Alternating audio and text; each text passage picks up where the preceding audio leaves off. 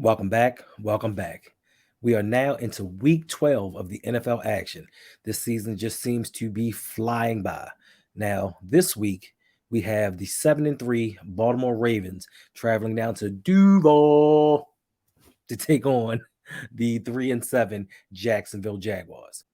Now, before the bye, we might have thought this may have been an easy win, a layup victory, but with the transgressions from what happened last week versus the Carolina Panthers, us winning the game in the fashion that we did, 13-3, things may not be as easy as they once were, or the way that we thought that they once were.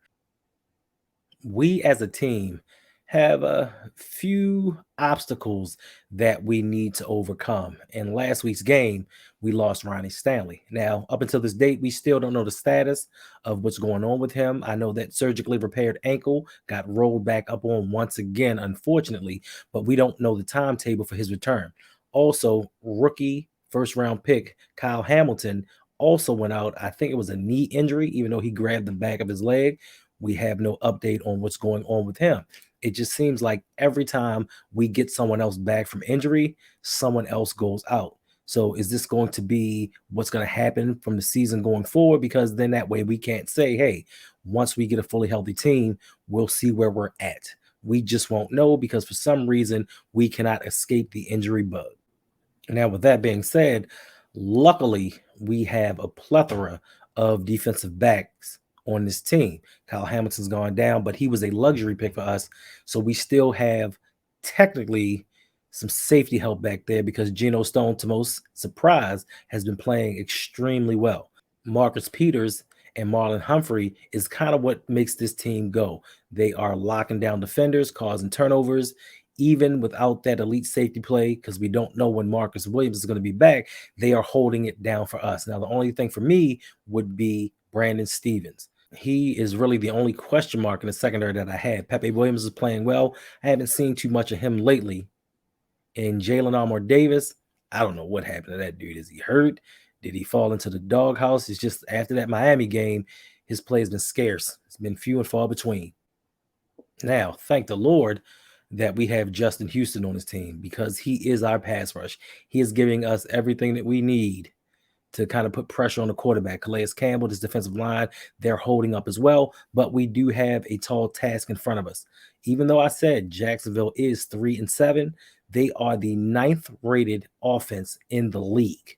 That's right, the 9th rated offense. They are 7 in rushing and 9 overall. Now, they may pose a problem that Carolina did not pose last week. Trevor Lawrence, the number 1 overall pick, he's having a pretty good season. He's thrown for about 13 touchdowns, and he has a bevy of weapons to work with, his leading receiver being Christian Kirk, who almost has 700 yards.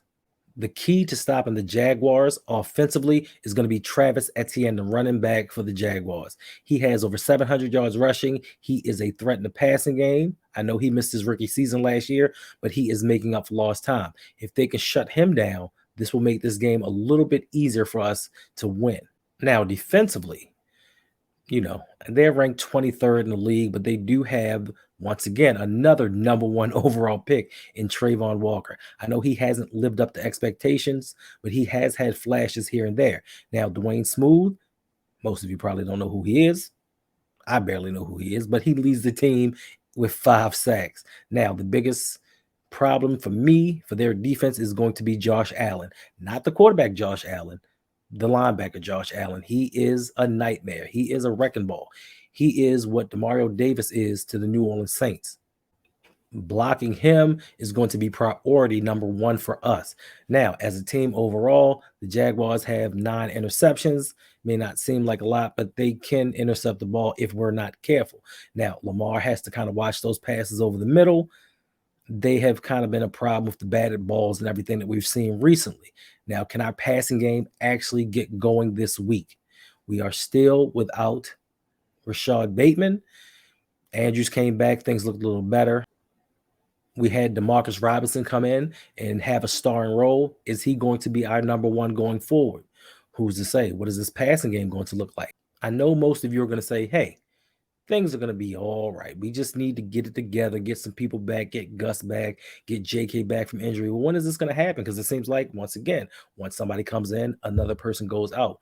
The problem that I have with this is we had 10 days from our last game to get this settled. We were a 13.5-point favorite. We only scored 13 points. The passing game was okay. I mean, it didn't look bad, but being that we have been in this offense for so long, Lamar's been here since 2018. He's been in this offense since 2019.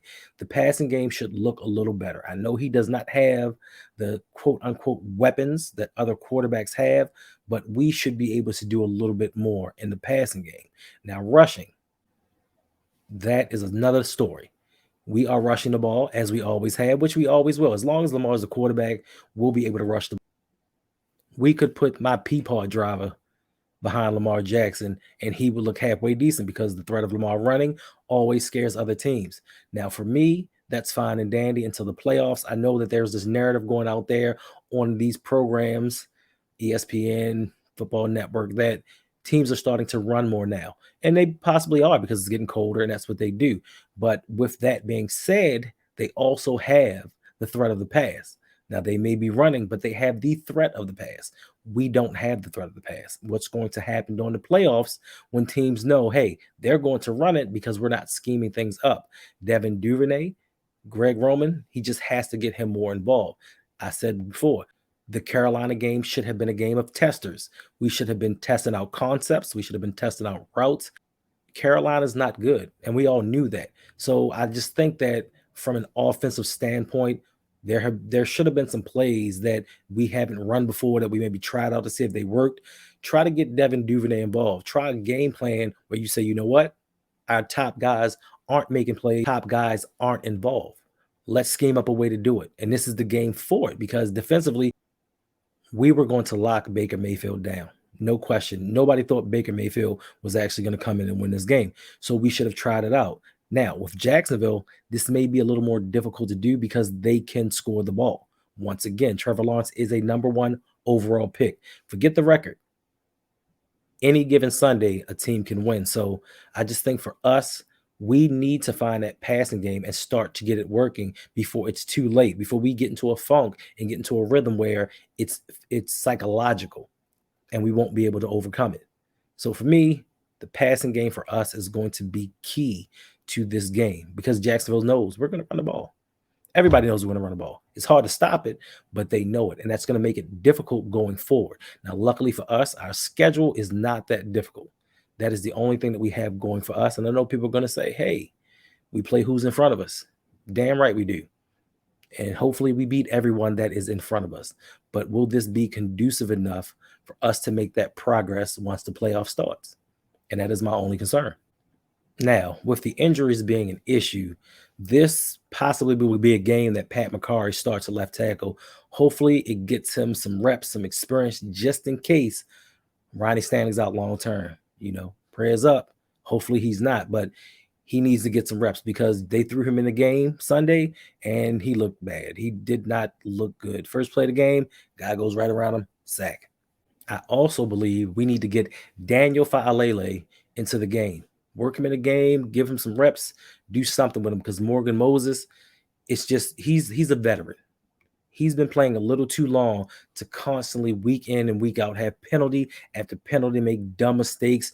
We're running passing plays. He's down the field blocking. Like, what are you doing, bro? Like, you've been around too long to be making these kind of mistakes. I just think Faalele may be a better option because Morgan Moses isn't it. I tried to tell y'all before the season started. $15 million, 3 years for a tackle. It lets you know the level of competition that he brings. And he's been serviceable, don't get me wrong. But we've been playing hurt teams. We've been playing bad teams. And he still hasn't looked that good. So we kind of need to find out what's going on and make that change. Look, we did it in 2012. We did it in the playoffs. We said, hey, McKinney, get yourself in shape. Get your mind right. We switch things up. Do what you need to do. This may be another year where we may have to make significant changes to make this offense move. Also, I'm going to need a little bit more from James Prochet. I'm a little bit disappointed. We've been touting him as having the best hands on the team for years. And the pass that he got, he dropped it. He's got more penalties than he has receptions. And that's not working for somebody that wants to be on his team. And I like the kid and I hope he stays on the team. But you have to make the most of your opportunities. Where is Tylan Wallace? Is it his play? Is it the coaching? I don't know. But we need these wide receivers to step up and help Lamar out. He needs help. He cannot do it all himself. Now, don't think that Lamar is without reproach, but he does need aid. He cannot be our everything. He can't be our leading rusher and our leading passer. And I'd be damned if it were up to Greg Roman, he would probably lead the team in receiving yards as well. Just throw the ball up to himself, run it in. But I digress. So hopefully we've learned from last week that you can't just walk into a stadium and dominate a team you're supposed to dominate. We need the coaches to coach, the players to play. And that means you, John Harbaugh. That means have your team prepared for these games. We have an opportunity here. We have an opportunity to somehow catch the Kansas City Chiefs and take over that number one spot for that seed so we can get that extra week off. Now, will that be good for us? Do we need a week's break? Because last time we had the number one overall seed, we shat the bed. But that would give us an extra week to get players healthy, to get that continuity, to maybe practice some things for the playoffs that we haven't done that may work this time, because we cannot keep going into each postseason with the same game plan, with the same outcome. Now, I'm not expecting us to make the Super Bowl, but I am expecting us to make noise in the playoffs. I'm expecting us to be a team that no one wants to play. I want to be feared again as a team. And we need to instill that fear again. We need to we need to install the long ball, pause, back into our game. I don't think we took a deep shot all game last week. Not one. Now, teams aren't going to respect you, and they're not going to bring their safeties back if you can't pass deep. They're going to put everybody up in the box and wait for the run. That's why we didn't rush for as many yards as we normally rush for, because we had no threat of the passing game. Now I know people are saying, hey, y'all are down. We won. You're so negative. You're just bringing me down. We're just trying to bring out and bring things to light. Like, listen, just because things are a certain way does not mean that they cannot get better. We all can get better at something. We all can. And that should be what we strive to do. We all want this team to win. And that is the main goal. We all want our team to win the Super Bowl. And some of us just see certain deficiencies, or we bring to light certain deficiencies that we think are holding us back, because we cannot keep doing the same thing over and over again, expecting different results, because you all know what that is the definition of. All right, now let's jump into the rest of this NFL Week 12 action. All right, first and foremost, let me wish everyone a happy Thanksgiving and hope that you fill your bellies and enjoy the football for that day. Even though some of us are getting pretty sick and tired of dealing with Detroit and Dallas on Turkey Day. I know I am. First up on Thursday, we have the Buffalo Bills traveling to Detroit to take on the Detroit Lions. Now, Buffalo has been looking kind of vulnerable lately with Josh Allen hitting a slump, and Detroit is playing some inspiring ball. I just think that offensively, Buffalo has a little too much for them. They have no one that can contain Stephon Diggs and James Cook, the little brother of Dalvin Cook. He's starting to pick things up a little bit. So if Buffalo actually gets a running game, they could be a very dangerous team. Now, offensively, Detroit has it going on. I just don't think defensively they can stand up to Buffalo. And the crazy thing is, I think Buffalo just stayed in Detroit all week because of all the snow in New York. They actually played in Detroit last week. So they may have stayed there, gotten comfortable. They know the stadium for playing there last week. And I think that Buffalo is going to win this game going away. Next up, we have the surprising New York Giants visiting the Dallas Cowboys. Now, there was once upon a time where we thought that the New York Giants were a serious for real contender. Now they are showing some cracks. They're having some injuries, and people are not believing in them as they once did. But didn't the same thing happen with Dallas? Dallas was on a little streak. They ran into a couple of games where they just got buzzsawed, and people thought they may not be what we thought they were. But as it has been for decades, Dallas has always had the talent. They just have not had the wins to kind of justify the talent that they had on the roster. But with the New York Giants, as always, only having Saquon Barkley and Daniel Jones seem to be regressing every week, I think that Dallas is going to win this game and pick up their turkey legs. Next, we have the final game of Turkey Day. In the evening, we have the New England Patriots traveling to Minnesota to take on the Vikings. Now, if you look at it, you say, hey, they have Mac Jones. They scored 3 points last week versus the Jets. They got the special teams touchdown late in the game, but they aren't playing well. But let us not forget, Minnesota has Kirk Cousins, and Kirk Cousins did not do anything last week versus Dallas. Once they kind of shut Justin Jefferson down, he didn't know what to do. He didn't have time. The line plays poorly. Minnesota's defense is bad. But more importantly, this is a primetime matchup. And we know what happens to Kirk Cousins when the lights come on at night. He folds quicker than a cardboard box in the rain. So, just with that alone, I'm going to have to pick New England, unfortunately, to win this game because I think that Kirk Cousins is going to revert to his primetime self and turn the ball over at least 3 times and lead New England to victory. He's that bad. Now, to start the slate of 1 o'clock games on Sunday, we start off with the Atlanta Falcons visiting the nation's capital, taking on the Washington Commanders. I picked the Commanders to win last week, and they actually won. I don't know if I can ever pick them again, but they are playing Atlanta. Now, Atlanta is a surprising team, and they've had some victories. They beat the San Francisco 49ers.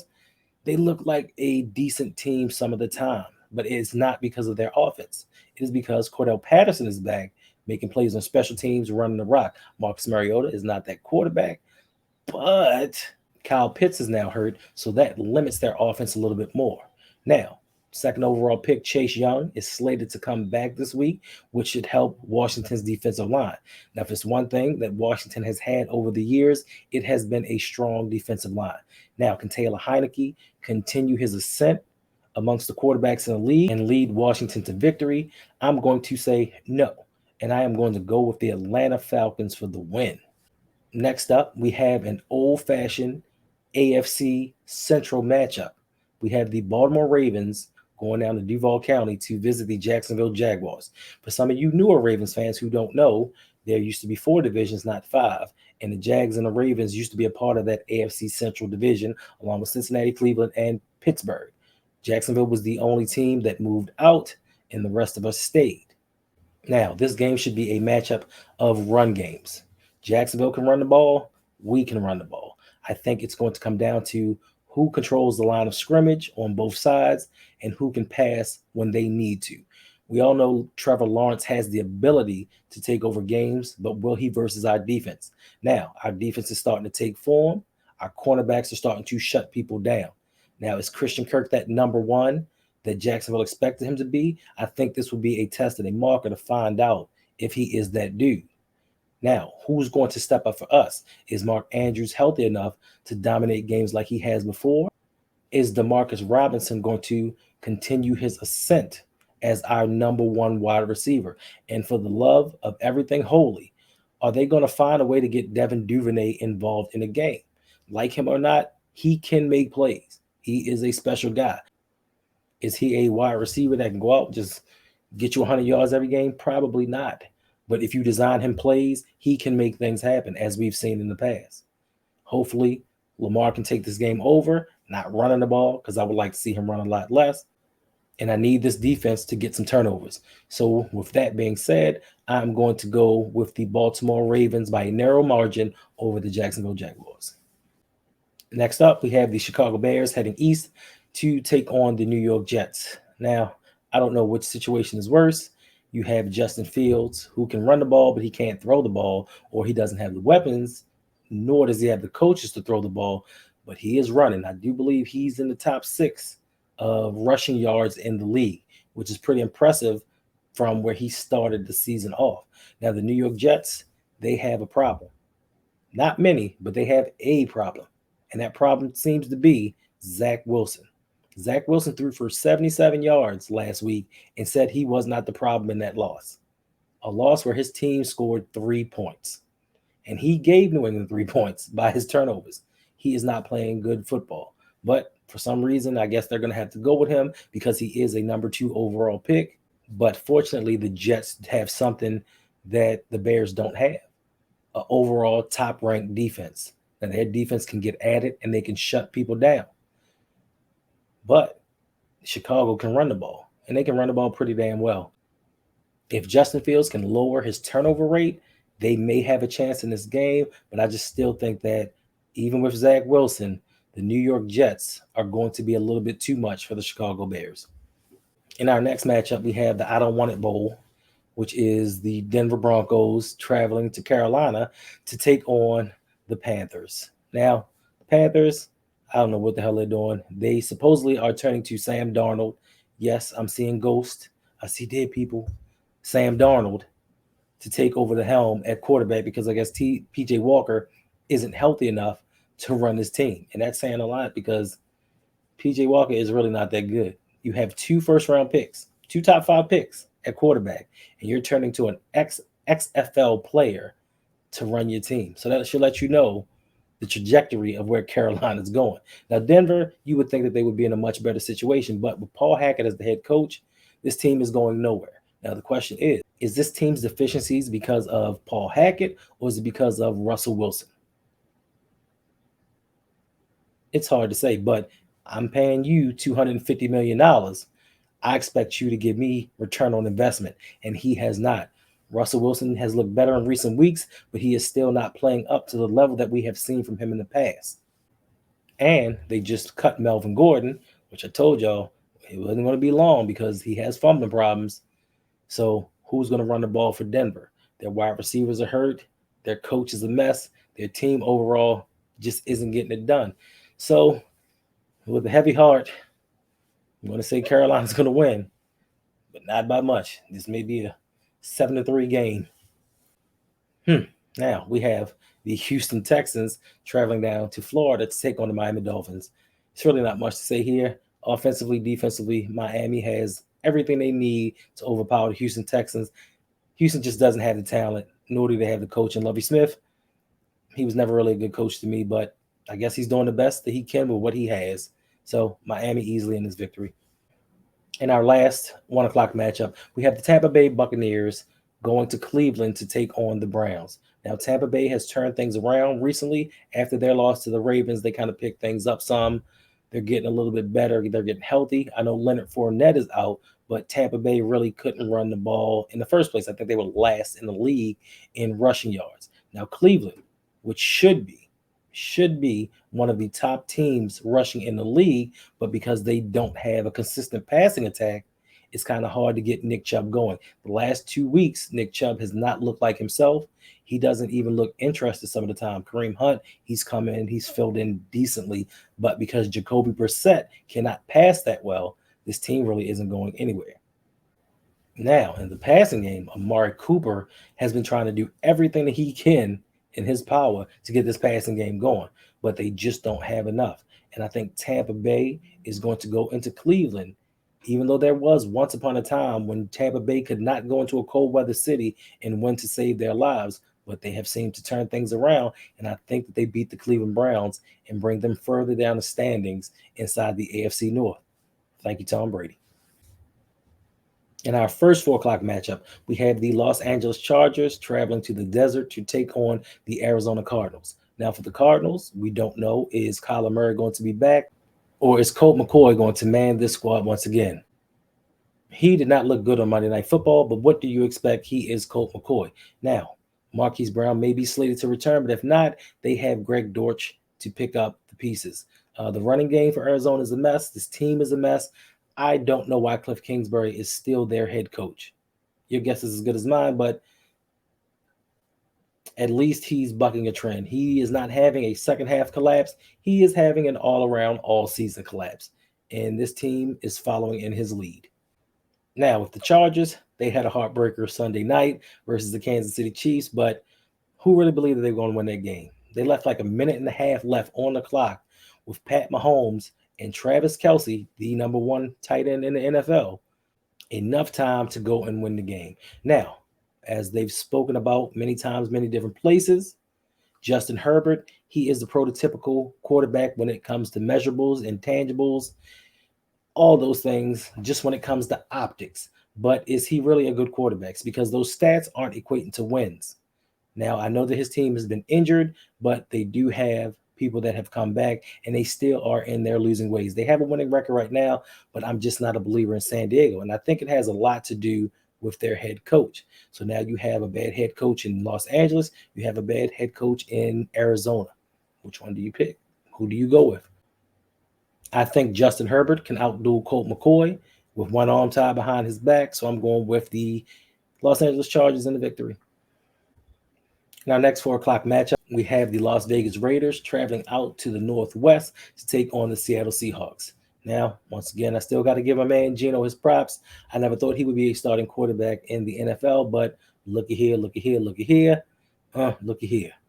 He's out there doing his thing, leading Seattle to a winning record. Now, with Las Vegas, you have Derek Carr, who we thought once he got Devontae Adams, it was going to take him over the top and make him an elite quarterback. What I've seen from him is up and down play. 1 week, he and Devontae are on it, 10 catches, 150-something yards, 3 touchdowns. The next week, Devontae will have 3 catches for 12 yards. They are just not consistent, and I think for me, more importantly, it has more to do with Josh McDaniels. Once again, he is not a good head coach, but unfortunately, the Raiders cannot afford to cut him and bring in a new head coach because they can't pay him that money and pay somebody else.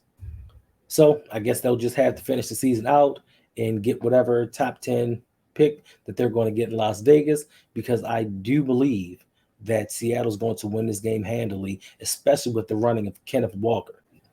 They just have too much offensively for the Raiders to stop. Next up, we have the Los Angeles Rams, the defending NFL world champions that have fallen upon hard times, taking on Pat Mahomes and the Kansas City Chiefs. This game, you may have thought it would have been a shootout, and this would have been good for fantasy football, but the Rams have fallen on hard times. Cooper Kupp is hurt. The Rams just cut Darrell Henderson off the team. I don't know why, because the Rams can't run the ball.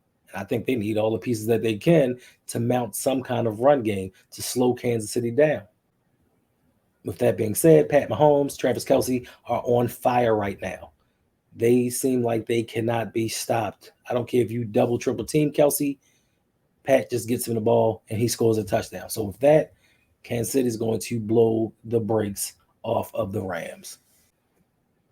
In our last 4 o'clock matchup, we have the New Orleans Saints traveling out to the Bay to take on the San Francisco 49ers. Now, say what you want about Jimmy Garoppolo. He's a winner, just not in the Super Bowl and mostly the playoffs. But he finds ways to win the game. On Monday night, he had 4 touchdown passes. With the advent of them adding Christian McCaffrey, it just opened things up for this offense. Now, defensively, San Francisco has been strong for a minute.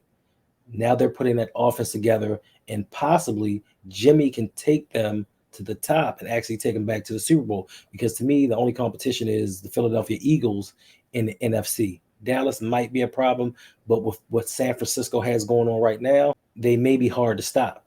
Now, New Orleans, they were once a great team. They had things going on, but Dennis Allen, bad coach, injuries, Andy Dalton as your quarterback. Your number 1 and number 2 receivers are down, and they're relying on a rookie to carry this passing game. And Andy Dalton just ain't it, and he can't do it. So with that being said, I think the 49ers are going to dominate the New Orleans Saints all day and all night.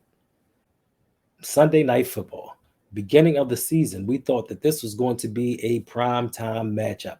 You had the Green Bay Packers traveling to Pennsylvania to take on the Philadelphia Eagles. The Eagles, they are holding up their end of the bargain. They seem to be the best team in the NFC with 1 loss, which came to the Washington Commies. Don't know how that happens, but once again, any given Sunday. Now, Green Bay, they seem to be the team that has the problems. Aaron Rodgers is not looking like the back-to-back MVP that he once was. He can blame his receivers all he wants, but some of his throws just aren't on target, and he's throwing more interceptions than I've seen him throw in a while. Now, the run game, which has been dominant, the coaches for some reason seem to be getting away from it and want to try to pass the ball. That is not your strength anymore. You have to play to your strength. The defense is not holding up. I know that they're missing Zadarius Smith. They should have never let him go. They should have kept him and kept that money, but you're going to pay all that money to Aaron Rodgers, and you get exactly what you deserve. So I think with this one, that Philadelphia is going to continue their dominance and win this game to stay the class of the NFC. Now for Monday Night Football, we have, oh, I don't know what we have. We have the Pittsburgh Steelers traveling to play the Indianapolis Colts. We have Baby Mittens playing old man Matt. That's what we got. We have two teams that are going nowhere fast. The Pittsburgh Steelers, they're starting to look a little bit better with TJ Watt back in the fold. He has rejuvenated this team offensively and defensively, but I just don't think that this team is good at all. They looked better last week versus the Cincinnati Bengals, but they just couldn't stop Joe Burrow and Tennessee Higgins. They couldn't do it. And apparently, somehow, Samaje Perine became their kryptonite because they couldn't do nothing with that man. Now, the Indianapolis Colts, they've had a lot of injuries on this team. You would think that offensively, their offensive line would be the strength of their team because they have been for years. But for some reason, Quentin Nelson is not playing like he's normally played. He's not been up to his all-pro self. Jonathan Taylor, he's been hurt, which has been pissing me off a little bit because I took him number one in fantasy football, but he's starting to get healthy and round back into form defensively, but they're just not standing up and holding teams like they used to.